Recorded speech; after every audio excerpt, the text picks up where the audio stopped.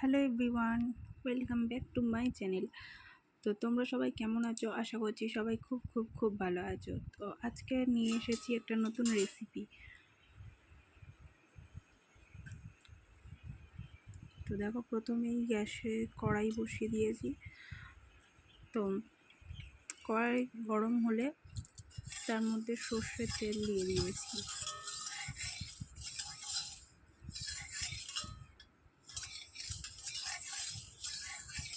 সর্ষের তেলটা ভালো করে গরম হয়ে গিয়েছে, দেখো হালকা ধোঁয়া উঠে গিয়েছে। তো তার মধ্যে আমি চিংড়ি মাছগুলো দিয়ে দিয়েছি।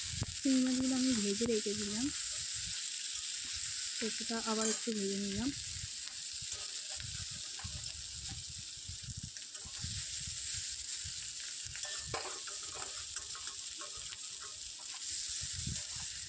তো চিংড়ি মাছগুলো আমি ভেজে নিয়ে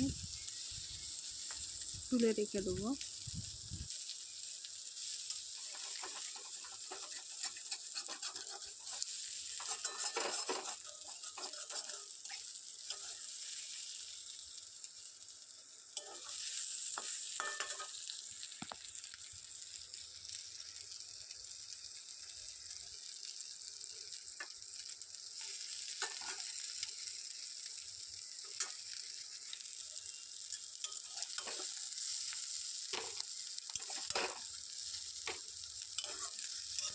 তো দেখো, চিংড়ি মাছগুলো আমি সব তুলে রেখে দিলাম এক এক করে। যেহেতু এক হাতে আমার ক্যামেরা ফোনটা ধরা রয়েছে, সেহেতু প্রবলেম হচ্ছে। তো পুরো সব চিংড়ি মাছগুলোকে আমি তুলে রেখেছি। রেখে কড়াইয়ে আবার সামান্য পরিমাণে একটু সর্ষের তেল দিয়ে দিলাম। সর্ষের তেল দিয়ে দিলাম।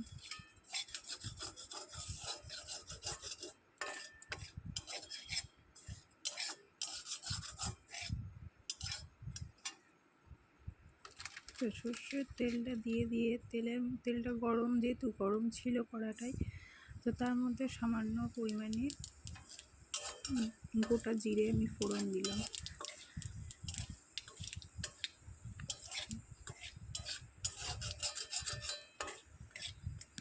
তো গোটা জিরেটা ফোড়ন দিয়ে হালকা লালচে লালচে মতো হয়ে আসবে, একটু নাড়াচাড়া করলেই হয়ে যাবে।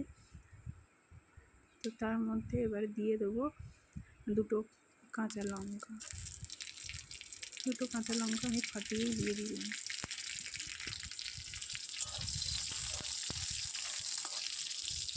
তো একটু নাড়াচাড়া করে নেবো, নিয়ে এবার এর মধ্যেই দিয়ে দেবো আমার কেটে রাখা যে ওল আর আলু একসাথে কেটে ধুয়ে রেখেছিলাম, তো সেটাকেই আমি দিয়ে দিলাম। দিয়ে এবার আমি পুরোটা ভালো করে নাড়তে থাকবো।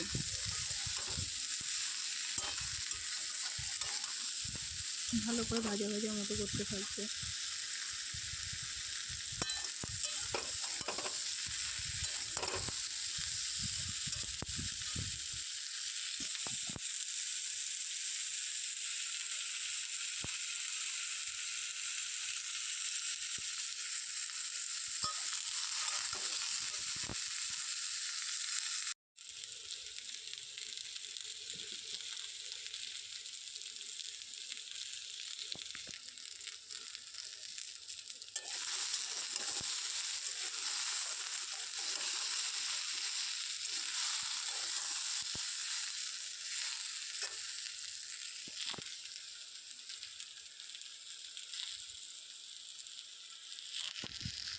তো এবার হালকা লালচে লালচে করে ভাজা হয়ে গিয়েছে। তো এর মধ্যে এবার দিয়ে দেবো লবণ, পরিমাণ মতো লবণ দিয়ে দিলাম।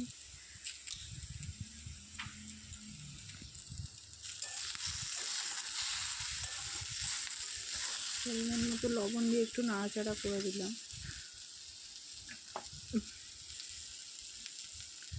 দিয়ে তারপর দেখো, এর মধ্যে আমি দিয়ে দেবো পরিমাণ মতো হলুদ গুঁড়ো, পরিমাণ মতো লঙ্কার গুঁড়ো, আর দিয়ে দেবো পরিমাণ মতো জিরের গুঁড়ো। আমি বাড়িতেই জিরে ধনে মৌরি একসাথে গুঁড়ো করে রেখেছি, তো সেটাই দিয়ে দিলাম। দিয়ে একটু ভালো করে নাড়াচাড়া করে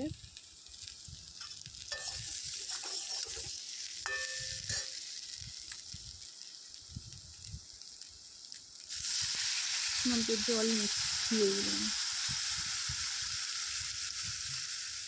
পরিমাণ মতো জল দিয়ে দিলাম,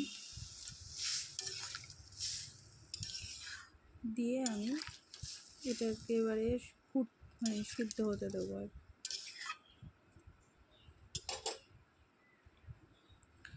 তো যেহেতু আমার এক হাতে ফোন ধরা, তো ফোনটা ঘুরে গিয়েছিল, খেয়াল করিনি, খুবই প্রবলেম হয়। তো এবার দেখে নেবো, একটু শক্ত আছে।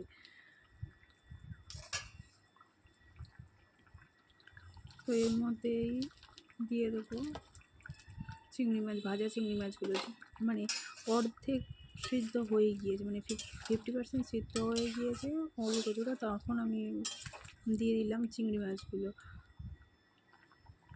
দিয়ে আমি ঢাকনা দিয়ে চাপা দিয়ে দেবো, যাতে ভালোভাবে সিদ্ধ হয়ে যায়, ওল আর আলুটা ভালো করে সিদ্ধ হয়ে যায়।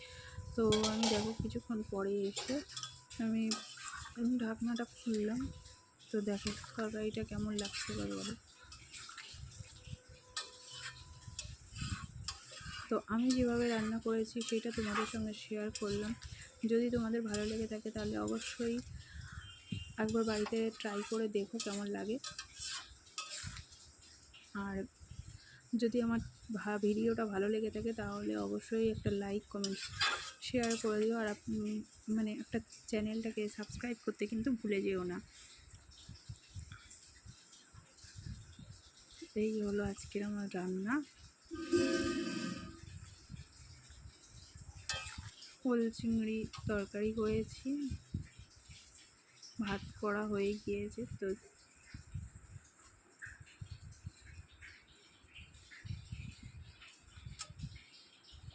আর ওদিকে ডাল আর ভেন্ডি ভাজা করেছি। তো আজকের মতো এই পর্যন্তই, চলো টাটা।